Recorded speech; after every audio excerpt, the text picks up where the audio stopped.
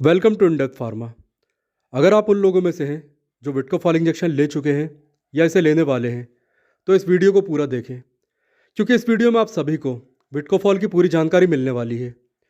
सबसे पहले मैं ये बताना चाहूँगा कि ये एक प्रिस्क्रिप्शन मेडिसिन है और जहाँ तक इंजेक्शन की बात आती है तो इंजेक्शन से ली जाने वाली लगभग सभी दवाएँ डॉक्टर के प्रिस्क्रिप्शन पर ही ली जाती हैं। अब इसके प्राइस की बात की जाए तो इसकी 10 ml की वॉयल आपको लगभग 85 से लेकर 90 रुपये के बीच मिल जाएगी और इसे एफडीसी लिमिटेड द्वारा मैन्युफैक्चर किया जाता है। अब इसके कंटेंट्स और वर्किंग की जानकारी लेते हैं। तो जैसा कि आप स्क्रीन पर देख सकते हैं, इसमें निकोटिनामाइड यानी विटामिन B3 200 mg पर ml, फॉलिक एसिड यानी विटामिन B9 15 mg पर ml और साइनोकोबालामिन यानी विटामिन B12 500 माइक्रोग्राम पर ml है। तो इसके कंटेंट से हमें यह पता चलता है कि विटामिन बी कॉम्प्लेक्स की एक दवा है।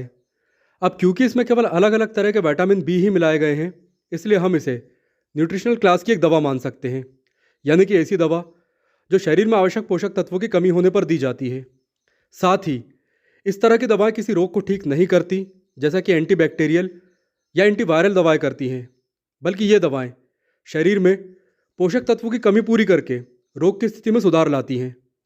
और अब यदि वर्किंग की बात की जाए तो क्योंकि इसमें सभी विटामिन बी हैं, इसीलिए इसे तब दिया जाएगा जब या तो शरीर में विटामिन बी कॉम्प्लेक्स की कमी होगी या कोई ऐसा रोग होगा या ऐसी रोग की कंडीशंस होंगी जिसमें इन तीनों विटामिन की कमी पूरी करने से रोग में सुधार आएगा। अब इसके उपयोगों की जानकारी लेते हैं। तो क्योंकि यह विटामिन बी और न्यूट्रिशनल क्लास की एक दवा है, इसलिए इसका उपयोग उन सभी कंडीशंस में किया जा सकता है जहां इन तीनों विटामिन की कमी हो, जैसे कि विटामिन B12 की कमी में, कुपोषण में, खून की कमी में, एनीमिया में, कभी कभी गठिया में, हाई कोलेस्ट्रॉल में, मैग्लोब्लास्टिक एनीमिया में, न्यूरोपैथी यानी कि नसों के दर्द में। वैसे हम न्यूरोपैथी पर विस्तार से चर्चा कर चुके हैं, जिसके लिए आप इन वीडियोस को देख सकते हैं और इनका लिंक आपको इस वीडियो के डिस्क्रिप्शन बॉक्स में मिल जाएगा। इनके अलावा जब किसी के बाल झड़ रहे हों तब भी इस इंजेक्शन को दिया जा सकता है। भूलने की बीमारी यानी डिमेंशिया में भी दिया जा सकता है और शरीर की कमजोरी के लिए तो इसका उपयोग किया जाता ही है। इन सभी कंडीशंस के अलावा डॉक्टर रोगी के रोग के अनुसार भी अलग अलग कंडीशन में इस इंजेक्शन को दे सकता है। जैसे कि यदि किसी लेडी को प्रेगनेंसी में एनीमिया यानी कि खून की कमी की शिकायत है तो भी इसका यूज़ किया जा सकता है, या फिर किसी व्यक्ति को आंतों द्वारा विटामिन B12 या B9 को अवशोषित करने में परेशानी हो रही है तो भी इस इंजेक्शन को दिया जा सकता है। तो उपयोगों के बाद अब इसकी डोज की बात करते हैं। तो क्योंकि ये एक प्रिस्क्रिप्शन मेडिसिन है, इसलिए इसकी सही डोज आपका डॉक्टर ही तय करेगा, क्योंकि ब्लड टेस्ट और दूसरी जांचों में वो ये देखेगा कि किस विटामिन की कितनी कमी है या किस बीमारी में विटामिन बी की कितनी मात्रा देनी है। तो ये सब देखकर ही इसकी सही डोज आपका डॉक्टर ही तय करेगा। अब इसके साइड इफ़ेक्ट्स की जानकारी लेते हैं। तो क्योंकि एक न्यूट्रिशनल क्लास की दवा है, इसलिए इसके साइड इफ़ेक्ट्स या तो नहीं देखे जाते या बहुत ही कम देखे जाते हैं।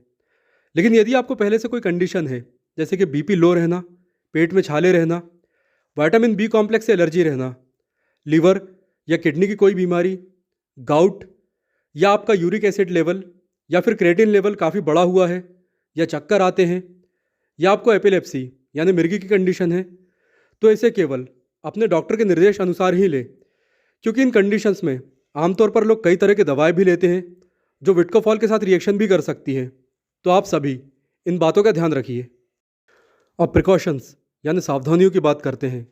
तो देखिए, ये प्रेगनेंसी में सेफ़ है, ब्रेस्ट फीडिंग में सेफ़ है, लिवर, किडनी और हार्ट में यदि पहले से कोई समस्या नहीं है तो ये इनके लिए भी सेफ़ है।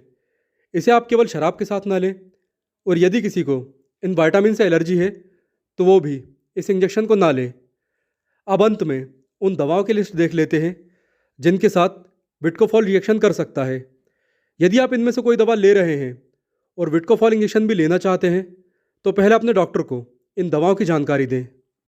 तो इनमें शामिल है पहला एम्लोडिपिन, जिसे मेनली हाई बीपी को नॉर्मल करने के लिए लिया जाता है। वैसे एम्लोडिपिन पर हम पहले भी बात कर चुके हैं, अधिक जानकारी के लिए आप इस वीडियो को देख सकते हैं। इसके बाद है मेटफॉर्मिन, इसे डायबिटीज़ में लिया जाता है ब्लड शुगर लेवल को कंट्रोल करने के लिए, और इस पर भी हम बात कर चुके हैं। इसके बाद है एक्राबोस, इसे डायबिटीज़ में लिया जाता है टाइप 2 डायबिटीज़ में। इसके बाद है ओमेप्रोजोल, जिसे सीने में जलन में लिया जाता है।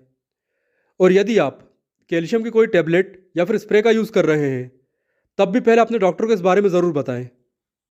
तो दोस्तों, ये थी विटकोफॉल इंजेक्शन के बारे में वो जानकारी जो उन सभी के लिए ज़रूरी थी जो इसे लेने वाले हैं। इस वीडियो में हमने ज़्यादातर जानकारी कवर करने की कोशिश की है, लेकिन फिर भी यदि आपका कोई सवाल है विटकोफॉल से संबंधित तो आप कमेंट बॉक्स में मुझसे पूछ सकते हैं। और यदि ये वीडियो आपके लिए हेल्पफुल है तो इसे लाइक और शेयर करने के साथ ही ऐसी ही जानकारी के लिए इन डेप्थ चैनल को आप अभी सब्सक्राइब कर सकते हैं। And thanks for watching this video.